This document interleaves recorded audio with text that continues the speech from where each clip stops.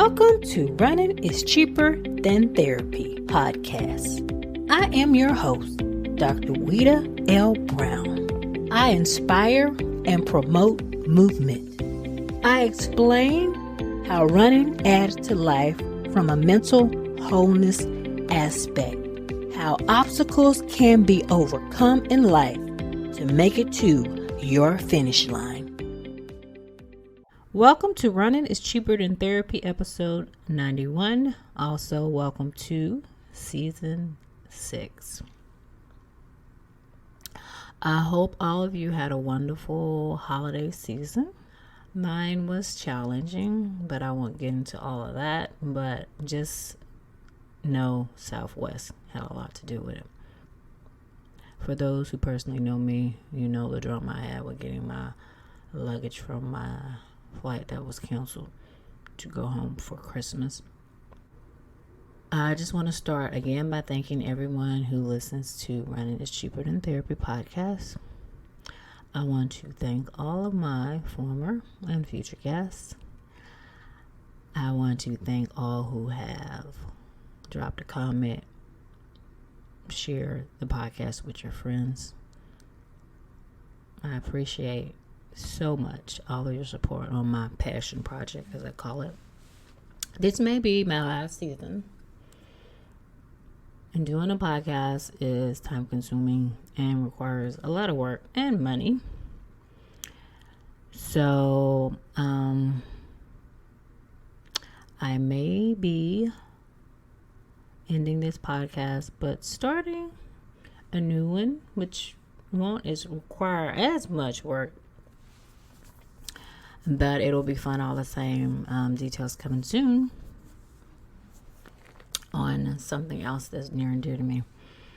So today, as we start a new year has endless possibilities, endless options. There is always hope for change. And there's always excitement with something new.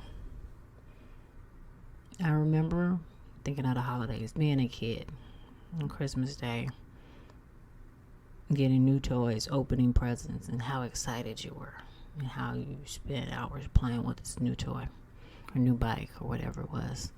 And after the newness wore away, sometimes the interest waned, which is how a lot of people get past February with New Year's resolutions and goals set for the year.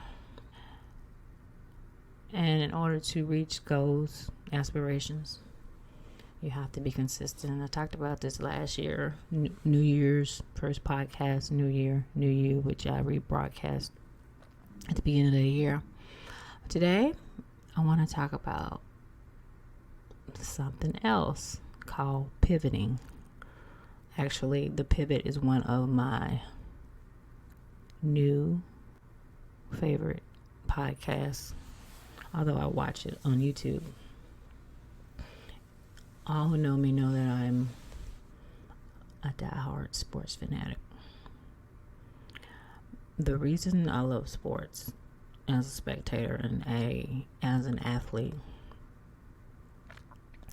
is I love a challenge. I love the team concept, particularly in football. It's the ultimate team sport. One player is depending on so much. For a quarterback, say, to be good, he has to know how to throw the ball, for one. Has to know his progressions. Has to be able to see the field. Has to know the defense. The good ones do. They anticipate a move before a player makes it. Has to have a good offensive line. They know how to get the ball out of his hands real fast. A run, like my quarterback does, although you risk the possibility of injury when you leave the pocket. For the defense, they have to know the offense. They have to know where they think the ball is going. They have to be able to block the run if it's not a pass play. So all those components weigh together. And then if you get to the point where, say it's a tie game, even though people make fun of the kicker saying they're not true athletes, a mini game has been won or lost by a field goal. And as an aside, I used to cover sports on a regular. And when I was in training and residency, we covered a lot of high school football games. Most of the teams I covered had the worst kickers. They missed extra points and field goals all the time. So in those times, you realize the importance of a kicker. So sports and why I love it. One, team concept. And not only depending on the team as in football, but the relationships that you form. Even in sports such as ones that I love, triathlons, which is pretty much an individual sport. But you do form bonds. And I find that when I work out with people, when I'm a member of a consistent team, or when I do challenges, which I don't typically do, it motivates me to do more. When I run with a friend, if I say I have 20 miles to run when I'm training for a long race, it makes the hurt better if I have someone to experience it with. So I also like the fact that it brings people together who may not normally be friends. Again, with my sport of football, people from different walks of life, black, white, people who may never form a bond, form that bond because they're in a particular sport. I have friends who I love dearly, which I would never have probably met outside of some of my sports. It gives you goals and aspirations. It teaches you lessons that you can take and use in other parts of your life.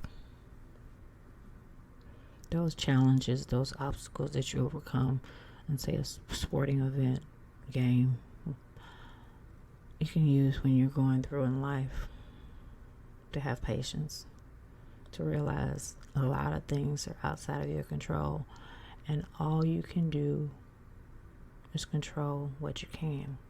Something that's very valuable, particularly with long course triathlons. In life, there's a lot of things that are totally out of your control. And no matter how type A, no matter how you think you have control over everything, there's some things that you don't. You just kind of gotta roll with it. It also teaches you to keep moving. Again, back to my sport of football. We fumble the ball. You throw an interception. You can't focus on that play. You got to move on to the next one. Your goal is to win the game. Our goal is to win the game of life. After the game, you may study film to help prepare you for the next game. But you don't stop and lament over the mistake you made. You move on and you learn from it later. Again, with life, you can't stop every time you make a mistake. Every time something doesn't go your way, you have to keep moving. You have to pivot. So, just an update on my life. As my listeners and personal friends know, I had surgery in May. I had surgery in April 2022. Something called microfracture. I have an episode regarding microfractures. I was on crutches for 6 weeks. Then I continued rehab, and I was doing pretty well, slower than I anticipated. But I got back to running intervals, and my knee was feeling so great until I went to homecoming in October of 22. I danced like I lost my mind. I walked a lot. I also ran a lot. There was a nice park by our hotel. When I came home, I was really, really sore, like both legs. And it took a long time for my soreness to go away. And then I went skiing for a couple days, and my operative knee actually held up pretty good, but my other knee started bothering me. So I went to see my old partner. Got a was hyaluronic acid injection, which I talked about on another episode. Ask the Doc. That was my first episode of Ask the Doc, I do believe. And I got a cortisone injection on my left knee. So they've been doing okay, but every time I try to run, one of them flares up. So that has caused a lot of frustration. And also, it's kind of funny, I'm kind of clumsy. For those who don't know me, I was packing for homecoming. So I was on the floor, putting stuff in my suitcase. And I went to get up, and I put pressure to help me get up on my laundry basket, which was near. And it collapsed, and I fell, and I hit my shoulder. And I already have I have a partial thickness rotator cuff tear from 2017 when I was lifting weights, and I actually was just stacking a weight, and it was heavy, and I was trying to put it on the top bar, and it jarred my shoulder trying to put it back up, and I sustained a partial thickness rotator cuff tear, and I got what's called a PRP, which is platelet rich plasma. They take blood from your arm, they spin it, and they inject it, and it has healing properties, and it's supposed to help with different conditions. People use it for rotator cuff, plantar fasciitis, knee pain related to like a cartilage injury, because I've had it in my knees as well. And some people actually use it for different cosmetic facials and things like that.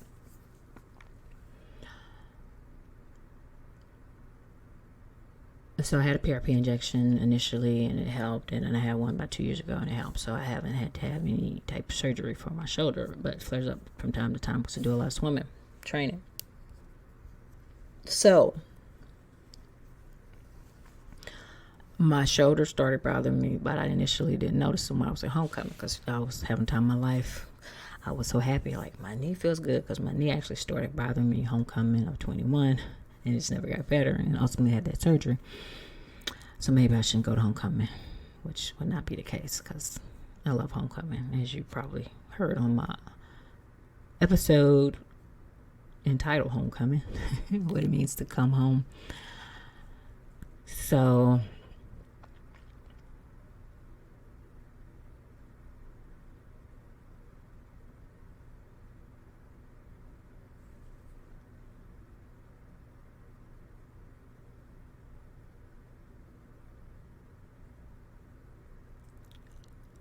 when I started back swimming, and I try to swim at least 3 days a week. Sometimes I do 4, but that's rare. Usually 3, 2 to 3. And I swim usually 45 minutes to an hour, depending on what's planned for me for that day. I have a triathlon coach. So So I took some time off like after homecoming because my shoulder was a little sore, like whenever I tried to do any overhead activities. So I did like an easy workout, which didn't bother me, and I tried to do a longer workout because my coach is pretty intense when it comes to swimming. That's just my weakest of the 3 sports in triathlon: swimming, biking, and running. So my shoulder was really bothering me swimming, so I decided to get an MRI to make sure when I fell. It hadn't progressed from a partial tear to a full thickness tear, because if it was a full thickness tear, that would require surgery in order for me to have full use of my arm. So I got an MRI, and it showed, actually, nothing is just ever easy or normal with me. I had a partial thickness tear on another muscle. There are 4 muscles that make up your rotator cuff: supraspinatus, infraspinatus, subscapularis, and teres minor. The most 2 common tendons torn are the supraspinatus and the infraspinatus. So this MRI, I had a partial tear of my supraspinatus, but they did not mention a tear of my infraspinatus. I gave them my old MRI so they could compare, but they downloaded it too late, the hospital, so he didn't have it to compare. So I'm not sure if it was just the fact that it was so small that they didn't see it on the read, because tears usually don't heal on their own. So, but I also had something that's interesting called infraspinatus atrophy. And atrophy, if you hadn't heard of it, like sometimes, like after athletes have surgery, you can tell like one, say quad, say ACL, their quadriceps, since they haven't been on it, is weaker or smaller than the other side. Muscles get smaller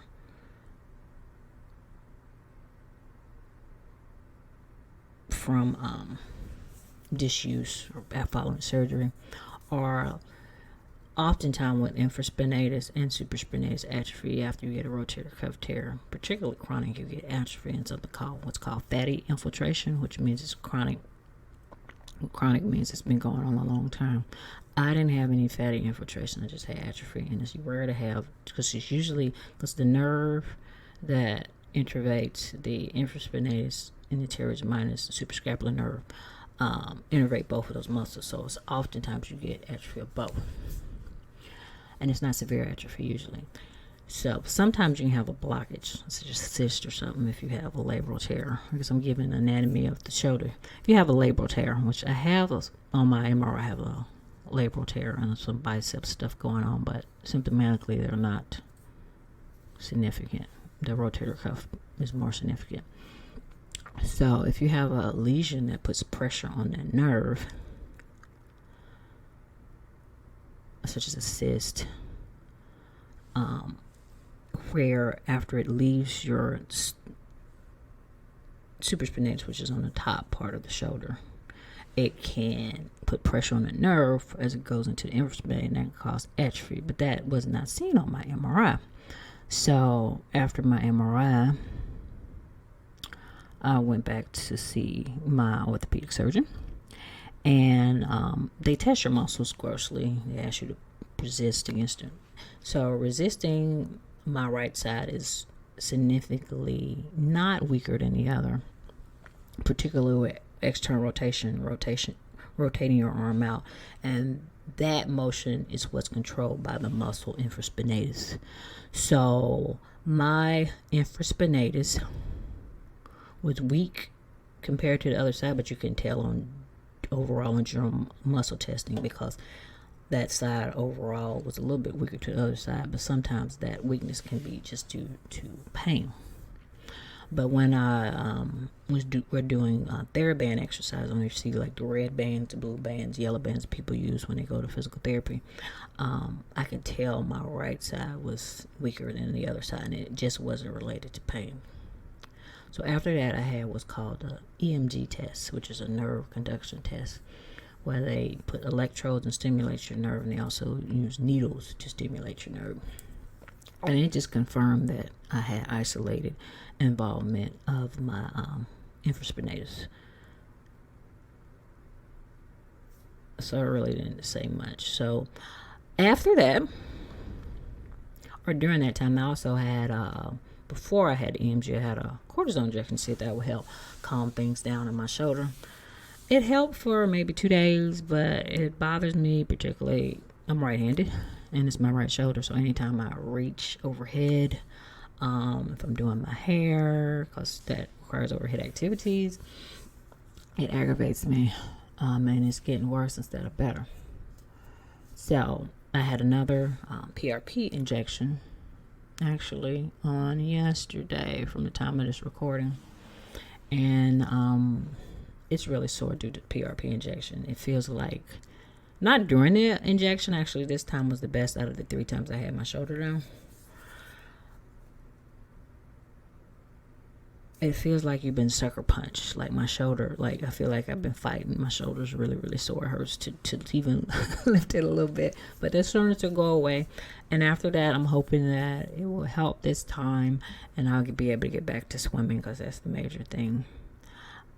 When I found out about this isolated infraspinatus atrophy, I did some research. It's common. It's not common in general, but it's seen in volleyball players because they do a lot of overhead activities. I saw one isolated article about a swimmer. So I'm thinking maybe my isolated infraspinatus is the fact that I do a lot of swimming. In a study with volleyball players, when they did intensive rehab, the atrophy went away. So I'm not sure, and I won't be able to get a study to follow up on that. If I need an MRI for something else, it may be because it won't be correlated to what my clinical outcome would be. Meaning, if I get it just to follow up with my atrophy to see if it's gone away, it won't determine whether I need surgery or not.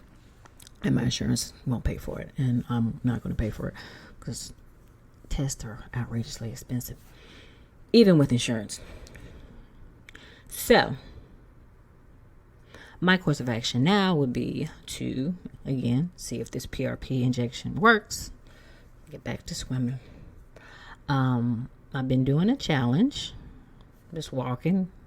I have to do 90 minutes of activity every day. So I've been doing walking strength training, and I actually got back on my bike in December after everything was bothering me. It started again like the end of October. So like November was when it really hit me. I was really down because I love running. I love biking, more so outside than inside. And we're at the inside part of biking in Chicago at this time. And I actually like swimming. I don't love it, but I actually like it.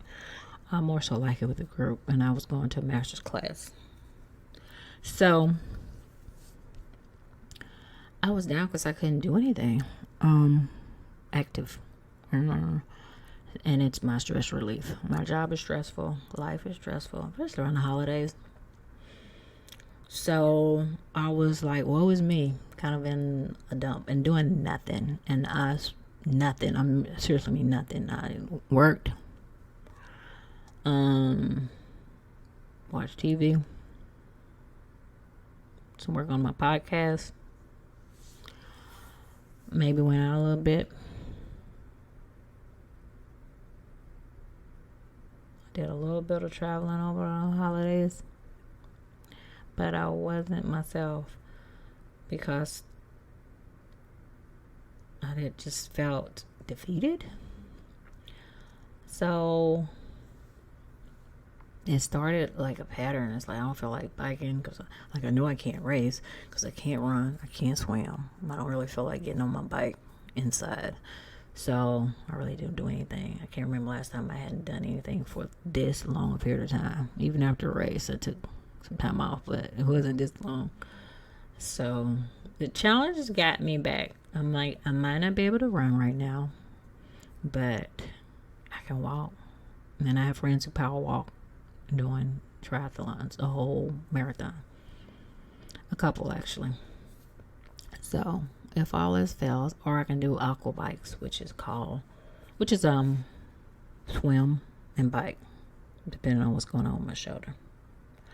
So when I mention the term pivot, I may have to pivot as far as my expectations, because my goal this year was to do another full distance Ironman, and I had paid for so many before and deferred, so I didn't have to pay anymore for the race I'm running, the race I planned to do in September of 23, and also in preparation for it was doing 70.3. So I was lamenting the fact that since I couldn't do that big race, what's the point in doing anything, which is not a great way to see things. Because in April, I couldn't walk. And even after the 6 weeks of like when I couldn't put weight on it and I could walk, I still couldn't walk because my leg was weak. I was limping. It hurt too much. So I had to wean myself off the crutches. So I thought I couldn't walk in April, May. I can walk, but then it hurt. I can walk a long time. So I need to be thankful that I got to that point and be thankful I can do that, because some people can't even walk. Some people don't even have legs. So I need to be in gratitude for what I can do and do what I can and move some. And as I said before, the reason why I like sports, I need to keep it moving. Whatever I can do, I can do. Walk. And instead of thinking, I have to do this to train, do it because you enjoy it. You like being outside. You like the fresh air. You like the peace, the calm that it gives you, particularly when you walk at lunch, taking a break from all the rigmarole. And realize you're more effective on those days. You take time for yourself at lunch for that walk. Although you may not be what you consider, your best or your peak, like when you're training, you're moving something. You're getting that heart rate up. Get on that bike. Instead of watching Netflix on the couch, watch it on your trainer. Because soon it'll be warm and you want to ride outside. And you want to keep up with your friends. So I think Zaza, for the 45 hard challenge that she started in January, beginning of January, because that kind of got me focused on something. Because I do better when I have something to focus on, and my focus was on those races. And when I thought that maybe I might not be able to make those races, it's like my focus was gone. And I'm tired of signing up for races and paying for them and not racing. So the challenge got me something to focus on. And I also want to focus on strengthening my legs so I can ski. Because there's something else I love to do, and it's the only part of the year I can do it. So my goal is to do what I can, whether it just be walking, but I think eventually I should be able to run. The goal is not to stress my knee to the point of hurting it, to do enough, to gradually add more without having a setback. I think I just did too much doing homecoming. And regarding my shoulder, if the PRP doesn't work, the next step would be surgery, which, while I don't want to have it, I still can walk. I still can ride my bike on my trainer too after the initial couple days, although it would be very fun trying to maneuver with one arm. It still may be better than crutches though. So that's where I am as far as me. And the reason why I wanted to do this pivot episode was because I may have to pivot, but I don't have to give up. I may not be able to do what I want this year, but 2020 taught us something that we're not in control. And life happens. You kind of deal with it. You may have to do plan B, C, D, but you keep moving. You may fall down or get down, but get back up. Because there's always tomorrow. And you never know what could happen, good or bad. So that's my focus for 2023 is to be healthy, figure out what's going on, which may require some further investigation. Do what I can, whether it would just be walking, riding my bike, enjoy the moment, try not to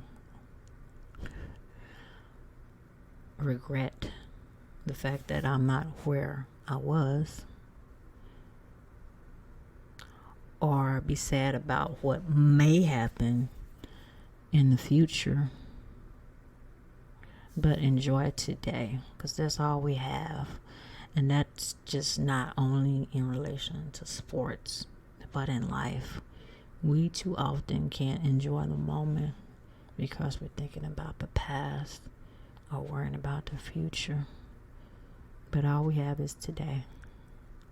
So seize the day, lose something, tell someone you love them, give someone a hug, because life is hard and relationships matter.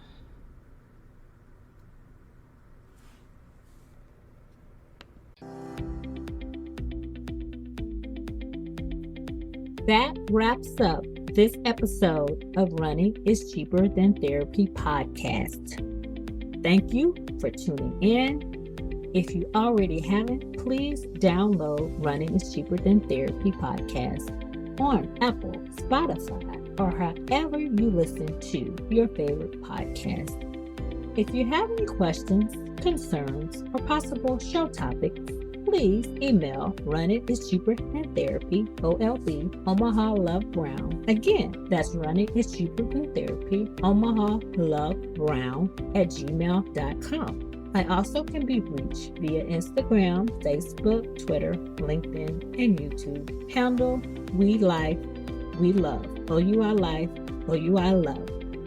Thank you, and please tune in again.